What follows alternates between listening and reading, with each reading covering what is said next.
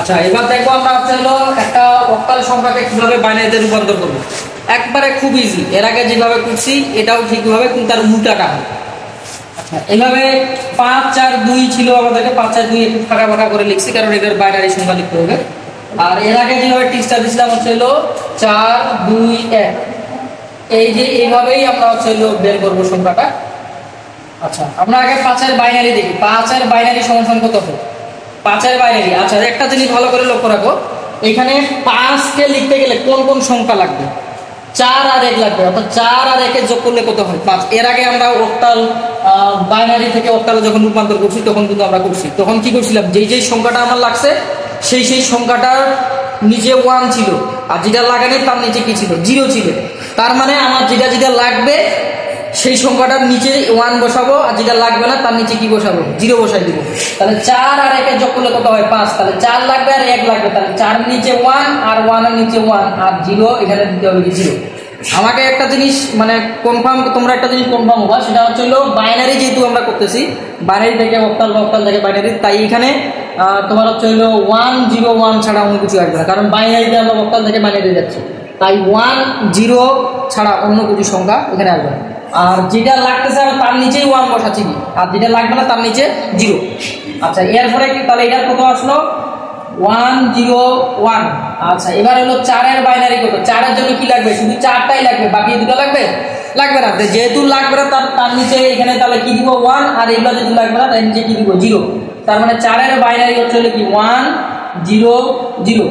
এবার হলো 2 এর জন্য আমার দরকার কি? শুধু 2টা লাগবে, তাহলে 2 এর এখানে শুধু আমি 1 লিখবো, বাকিগুলোতে কি লিখবো? শুধু 0 লিখে দেবো, তাহলে এখানে 0। এগুলো তোমরা এই অক্টাল সংখ্যাগুলো যে 4টা দিছি, অক্টাল থেকে বাইনারিতে যে সংখ্যাগুলো আছে ওগুলো যদি মিলাই দেখো তাহলে কিন্তু দেখতে পাবে। তাহলে এখানে কি কি আসলো? 1 0 1 1 0 0। এখানে কি আসলো? 1, অথবা এখানে 0 আর কি দিতে পারো? 1 0 দিতে পারো, দুটো দিতে পারো, সমস্যা নেই। তাহলে 1 0 দিলো, তাহলে 0 1 0, তাহলে এখানে এলো বাইনারি। ওকে, ঠিক আছে। এবার দেখবো আমরা একটা অক্টাল, দশমিক অক্টাল সংখ্যা। এই দশমিক অক্টাল সংখ্যাটা থেকে আমরা বাইনারিতে কিভাবে রূপান্তর করব সেটা আমরা দেখবো। এখানে আগের মতোই সিস্টেমটা ঠিক এরকম, আমরা দিয়ে অঙ্কটা তুলে রাখছি এবং সিস্টেম মতো 4 2 1 4 2 1। হ্যাঁ, তো 7 এর বাইনারি কি হবে? তাহলে 7 এর জন্য আমার কি কি সংখ্যা লাগবে? এখানে 4 2 1, আর 4 2 6 আর 1 7, তিনটা সংখ্যাই লাগবে। তাহলে তিনটা সংখ্যায় যদি লাগে তাহলে তিনটা সংখ্যার নিচে কি দিব? আমরা 1 1 দিব। তাহলে 7 এর বাইনারি হলো 1 1 1 3 4 1। আচ্ছা, এবার হলো 3 এর বাইনারি কত হবে? 3 এর জন্য কি কি লাগবে? 2 আর 1 কত হবে? 3। তাহলে আমরা 4 এর নিচে 0 আর এখানে 1 1 দিব, তাহলে কত হবে? এখানে 0 1 1। এবার লাগবে কি? 6। তাহলে 6 এর জন্য কি কি লাগবে? 4 আর 2, তাহলে 4 আর 2, তাহলে 4 আর 2 এর নিচে দিব হলো 1 1, আর এখানে লাগবে না, তাহলে 0।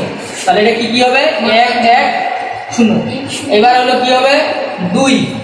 আচ্ছা, 2 এর বাইনারি কি হবে? শুধু এখানে কি হবে? 2 এর নিচে শুধু 1 বসবে, বাকি আর কিছু বসবে না, তাহলে 0 1 0। আচ্ছা, 1 পরে কি আছে? 1, তাহলে 1 এর নিচে কি বসবে? শুধুই 1 বসবে, বাকিগুলোর নিচে আর কি বসবে? 0। তাহলে এখানে কি আসলো আমাদের? হলো 0 0 1। এরপরে কি হবে? 4 এর জন্য কি দরকার? শুধুই 4, তাহলে 4 এর নিচে 1, বাকিগুলো কি হবে? 0, তাহলে হবে 1 0 0। তাহলে এটা যদি আমি এক জায়গায় করি 1 1 0 1 1 1 1 0 দশমিক 0 1 0 0 0 1 1 0 0 লাগা দিলাম, শেষ অ্যান্সার।